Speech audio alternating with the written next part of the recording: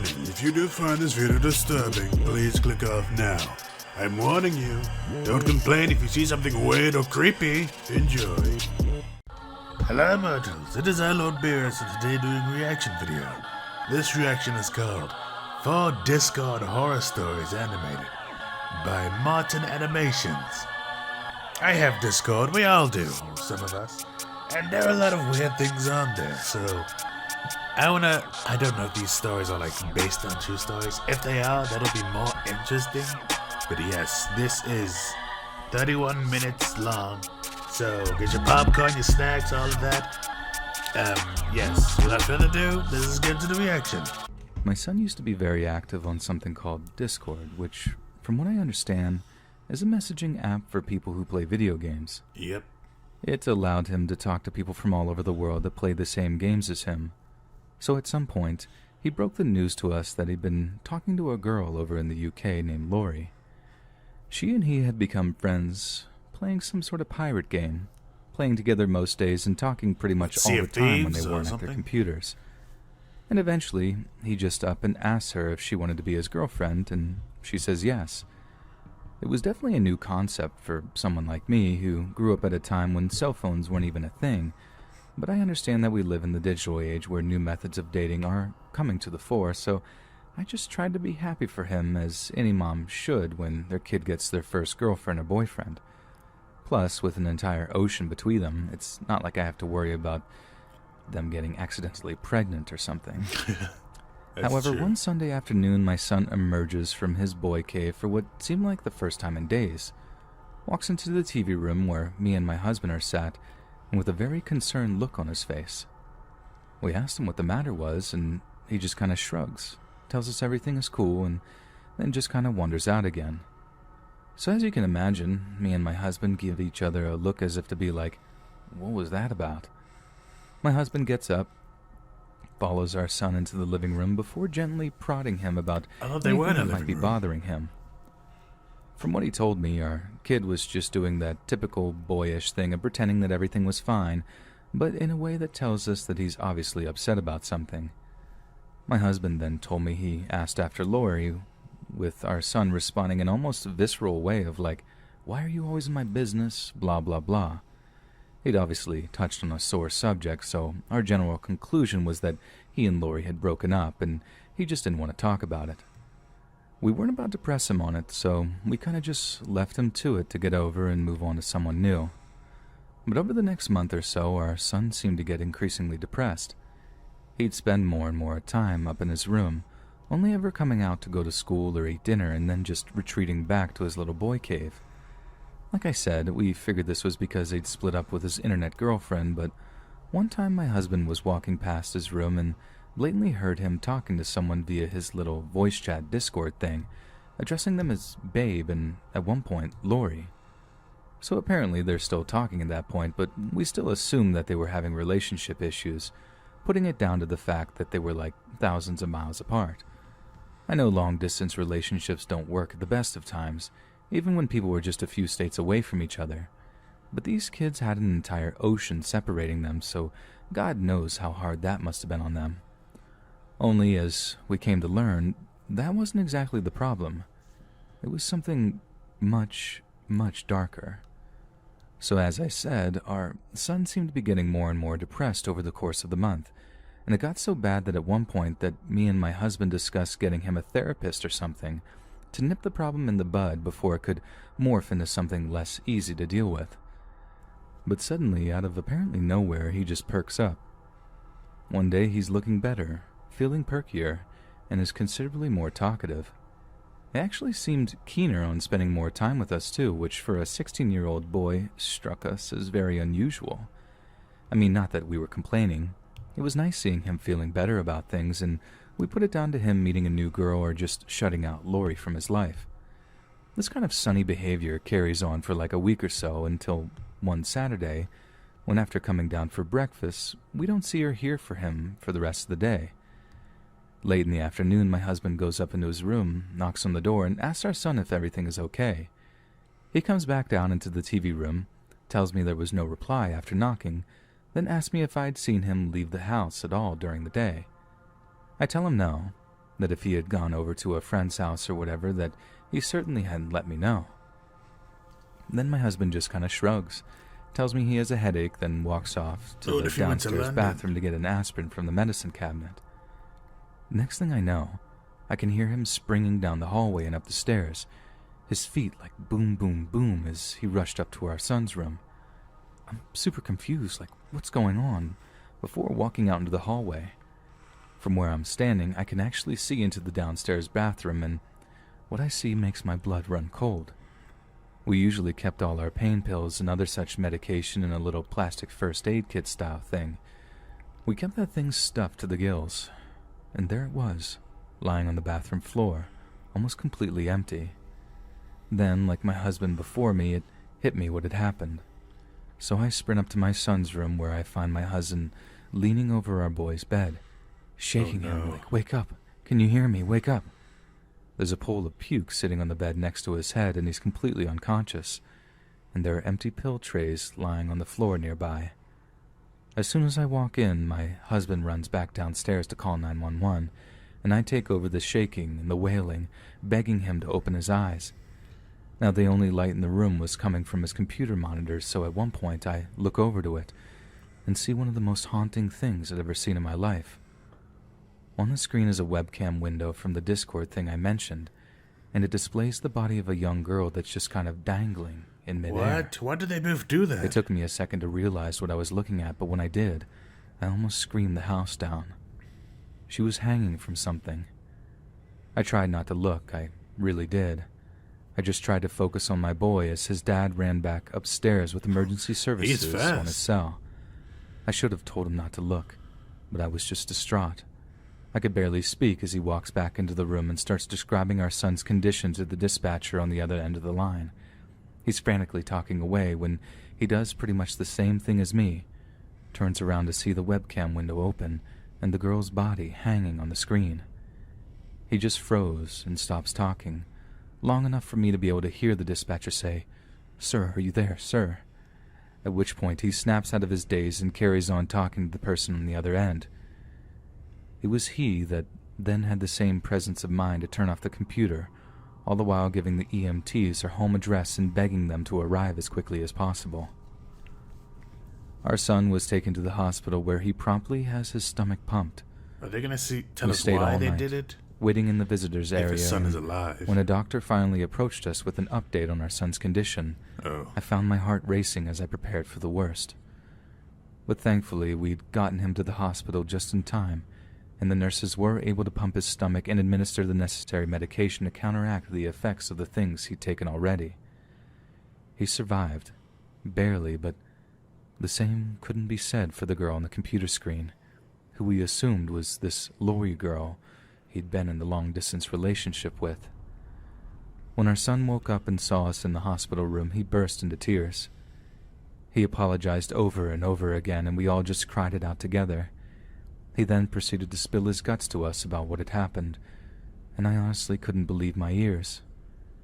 It turned out that they'd formed a kind of pact together just the week before, right around the same time he seemed to have perked up and gotten out of the funk he was in.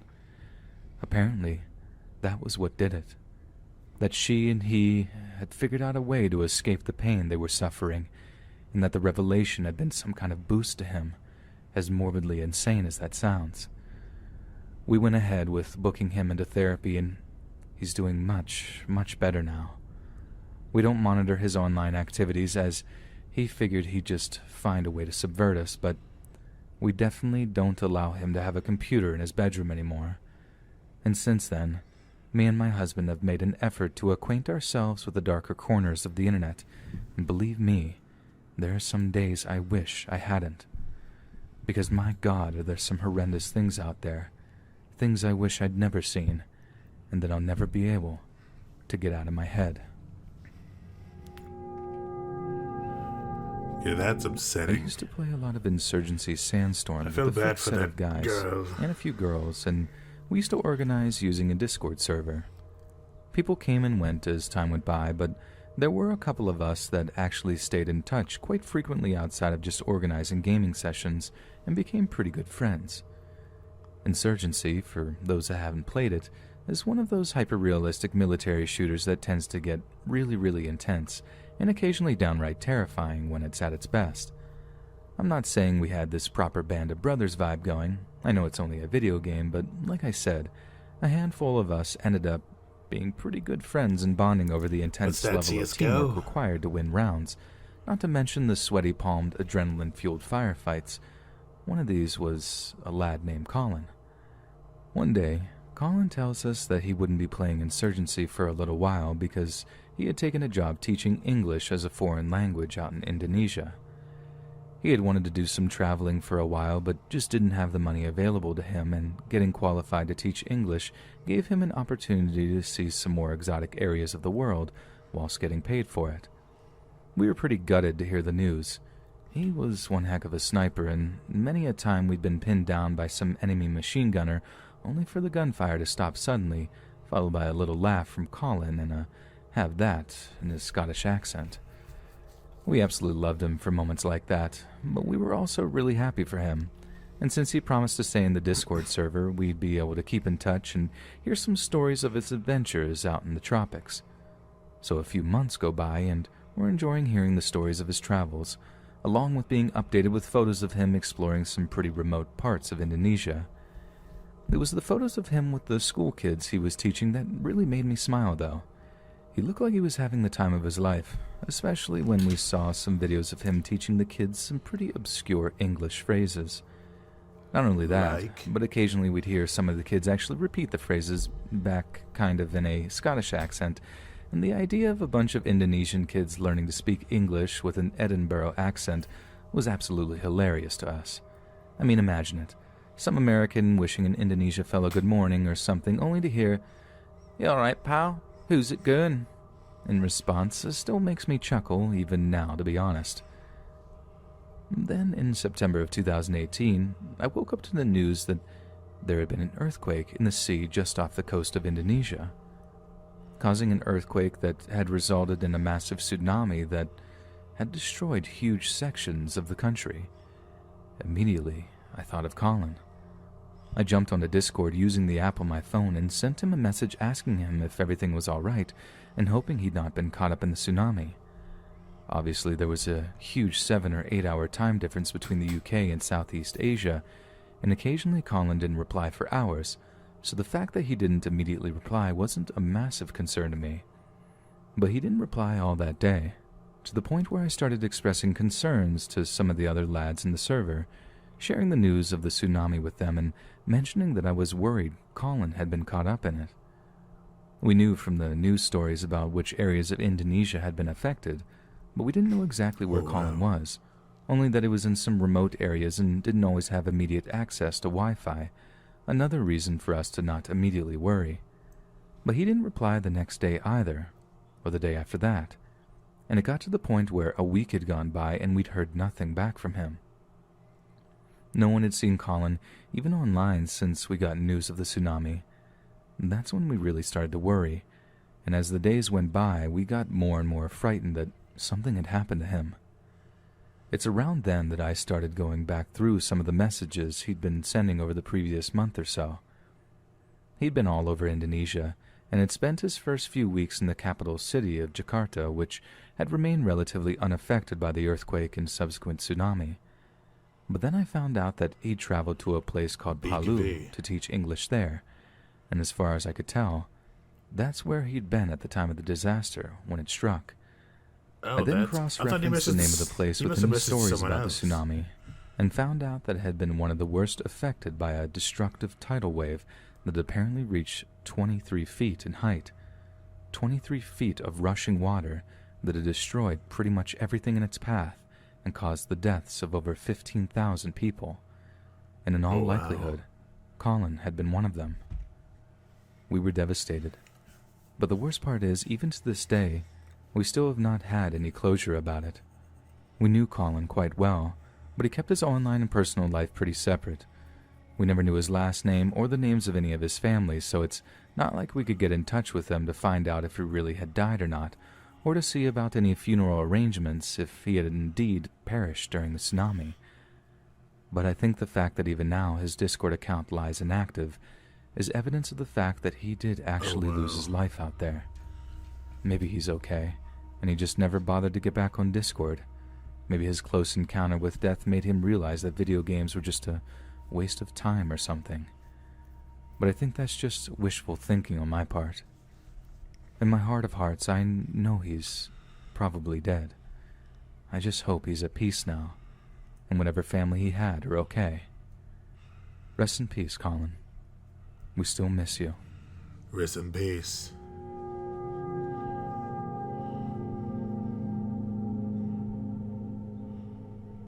So a few years ago, I matched with a girl on Tinder who I ended up having some serious chemistry with. We go for coffee, coffee ended up being drinks, drinks ended up with sparks flying, and then boom, we're in the middle of this whirlwind romance.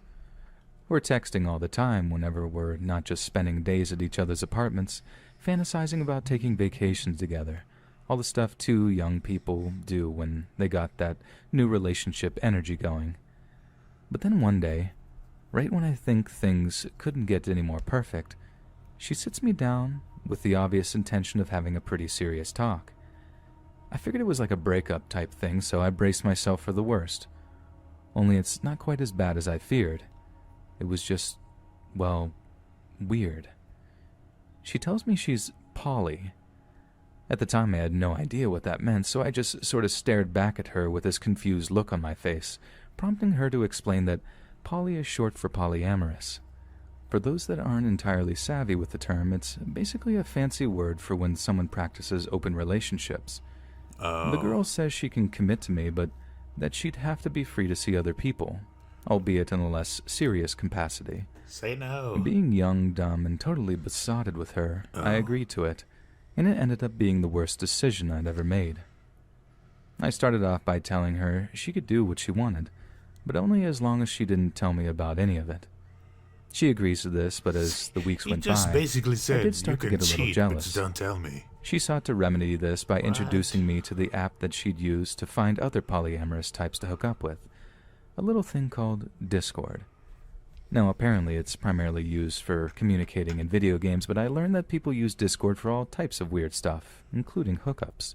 Yep. The girl tells me I'm welcome to join the server she was a part of and look for someone who was open to something casual. Fair is fair, I thought, so I did. I made an account and got her to invite me to a little server that was innocuously called The Farm, despite having absolutely nothing to do with anything remotely agricultural. So upon joining, the girl introduces me as her partner and gets a few of the members to walk me through all the various channels and such. They were actually pretty nice, talking me through some of the elements of polyamory and waxing lyrical about how nice the girl I was seeing was, which, I don't know, kind of warmed me up to the whole idea. I get talking to another girl on there, we vibe a little, but I can't see anything happening with her. I basically just did it to make the girl I was seeing happy, which apparently it really did. I gained myself a lot of brownie points from it. So all is well that ends well, right? Nope. About a week into being on the Discord server, I get a message from someone at first I assumed was a girl. We swap greetings and make a little small talk, then I get a picture message coming through. It turns out this was not a girl at all. It was a dude, and the picture was the only thing I really did not want to see. What exactly it was, I'll leave up to your imagination. But just imagine the worst possible thing a perverted dude could send you over the internet, and yeah, you got it. He follows the picture up by saying he wanted to hook up with me and my girl at the same time. I just ignore the messages, assuming the dude is going to get kicked from the server for rule breaking or something, and eventually bring it up with my girl. She, on the other hand, vouches for this guy, saying she's been talking to him for a while, how he's normally perfectly nice and polite, and that I'm making a big deal out of nothing, claiming I'm just being jealous, etc. I tell her I'm super uncomfortable with the idea of a three-way hookup, how I want nothing to do with it, but again, that she's welcome to do whatever she wants, just as long as I don't have to hear about it. Drama smoothed over, and I think that's the end of it. Only it's not. Not by a long shot. Cut to like a month later, things are still basically going strong with the girl, and I'm out doing some grocery shopping when I notice something that catches my eye. It was one of those things that you just don't really pay attention to unless it happens. Like, it's hard to describe. Pretty much every single person who walks into a grocery store either grabs a cart or a basket, right? And people just running in to grab one or two items are in and out in like a minute.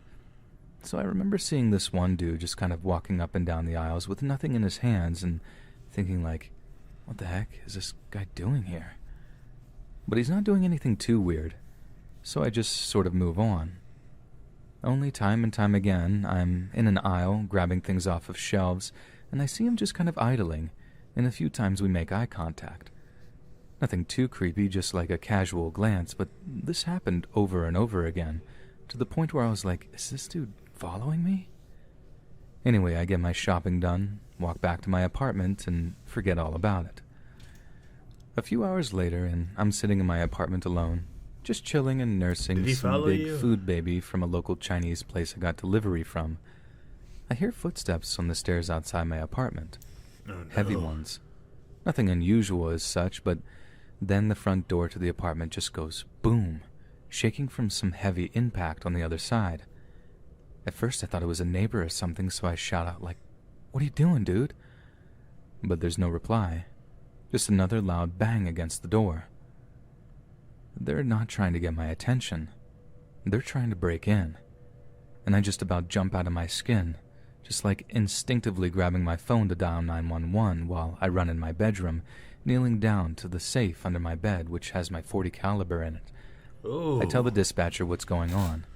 She then says the cops are on their way, but I have no idea how much time I've got, so I run back into the hallway with my pistol locked and loaded, aiming at the door and shouting that cops are on their way. But this does nothing to deter whoever's on the other side. They just keep slamming against the front door, and each time it seems like the door is closer and closer to just giving way. Only when I'm like, "I got a 40 here, buddy, don't make me do it," does the banging stop. And this is like perfectly timed to hear approaching sirens too. I then hear more heavy footsteps on the stairs outside, and then all is quiet. A short time later, I'm giving my statement to the cops that arrive. I have my phone in my hand, and I see a notification come up from the girl that I'm seeing that just says, "I'm sorry." I wait until the cops leave to call her to be like, "Why are you sorry? Is this us breaking up or whatever?" And when she answers, she's in tears. Through her sobbing, she tells me something that makes my jaw drop. And here's basically a summation of what she said. She's been hooking up with the guy who'd sent me the unwanted picture, who had apparently gotten super weird once he was in her apartment, telling her she needed to break up with me because he wanted her as his main partner. He went off about how I wasn't down with polyamory, how I wasn't good for her, blah blah blah, and when he's gotten aggressive about it, she'd kicked him out and told him not to contact her again. This guy is from a city on the other side of the state, and my girl figured that he'd just drive back home. Only he doesn't.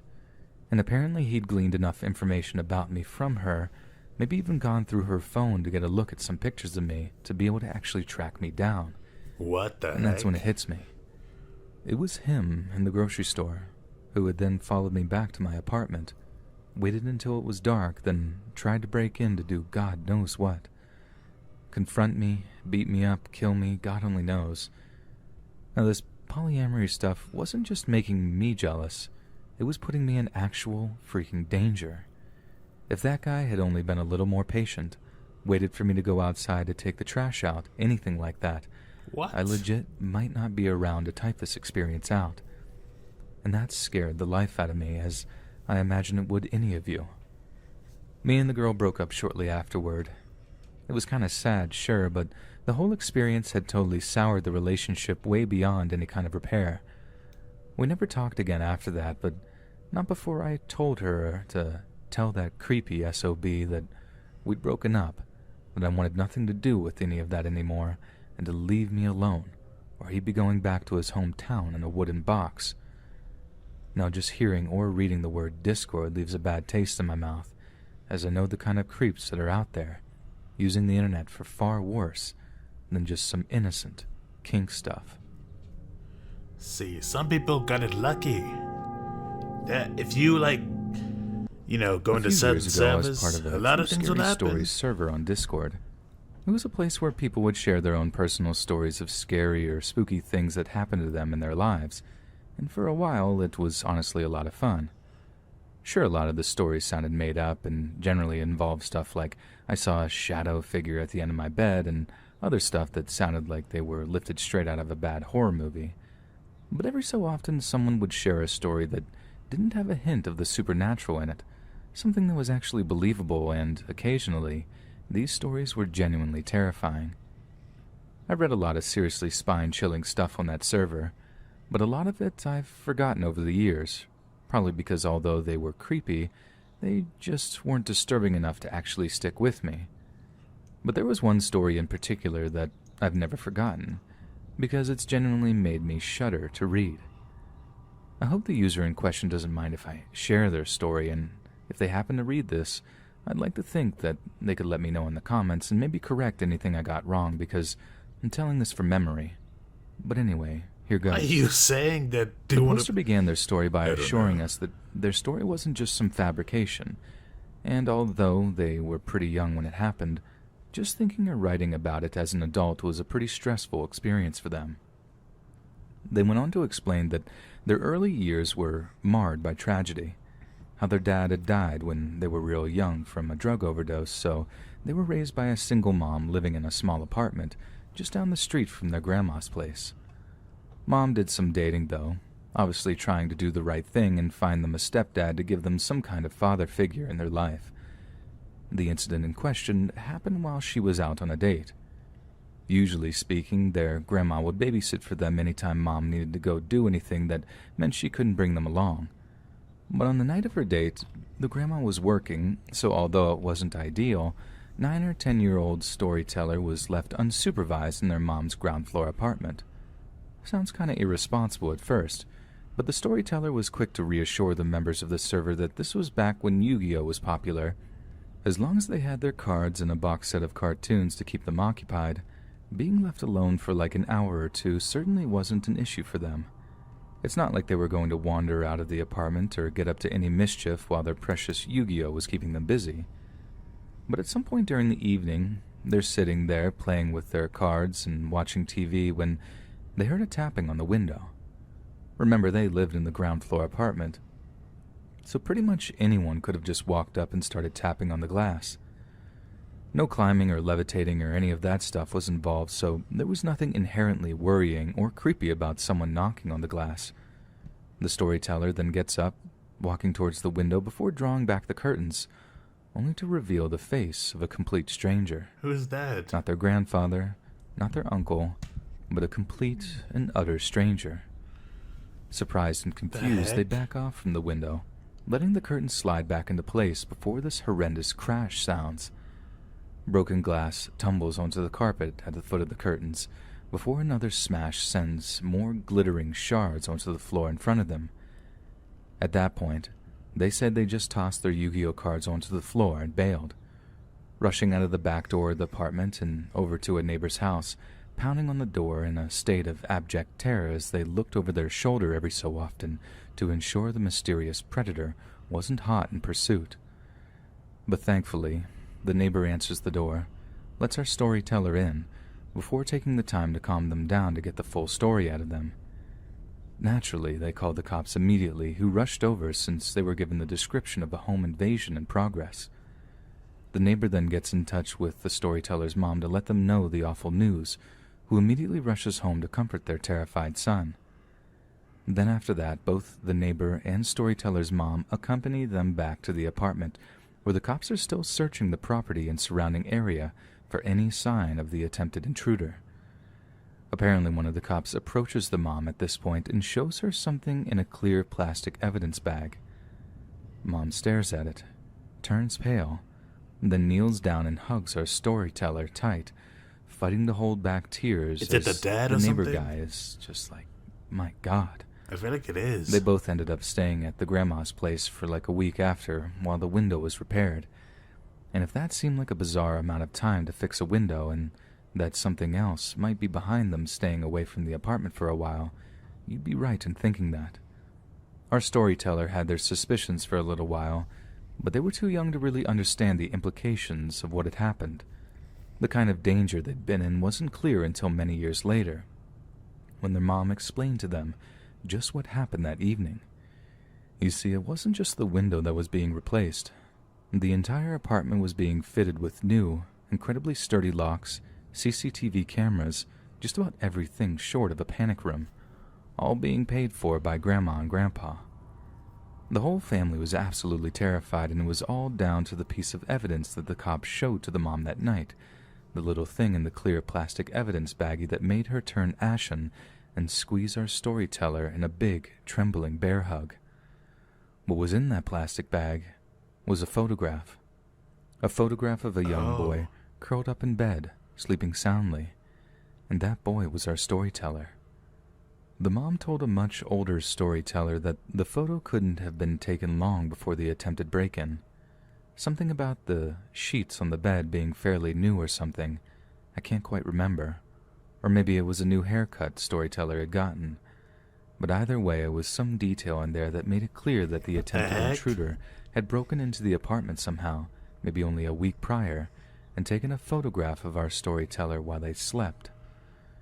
I can only imagine they had done so to several other children too, making a little catalog of potential victims, perusing them for hours on end before finally deciding on one they liked the most. I think that's what made my blood run cold back when I read their story. The idea that the intruder had taken this perverse liking to them, one that was strong enough for them to be unable to resist their urges, or whatever kind of sick, twisted desires had them smashing that window in that evening. The family only felt safe again when they heard the news that the creeper, whose M.O. was eerily similar to their own experiences, was caught by police and jailed after being extradited to another state. But they kept the whole thing a secret from our storyteller until he was in his late teenage years. There was no more details after that. There wasn't any grand conclusion, just that it was something that had haunted him for years. I never read anything as horrifying as that on that Discord server. It made everything else seem tame in comparison, and I stopped reading shortly afterward. It's weird how we seek out scary stories sometimes, just to give ourselves a little thrill, but end up being genuinely traumatized, not by the spoopy skeleton stories, but by things that we know could have easily happened for real. Yeah, that's true. Those were 4 Discord horror stories. This right here, I hope this video proves to you guys to just be careful on Discord, because anything could happen. Like, anyone can experience one of these if they're not careful enough, so make sure you're careful. I hope you guys enjoyed this as well. If you did, leave a like, subscribe for the Joe the Pudding Gang, and I'll see you more to my next video. Goodbye, everyone.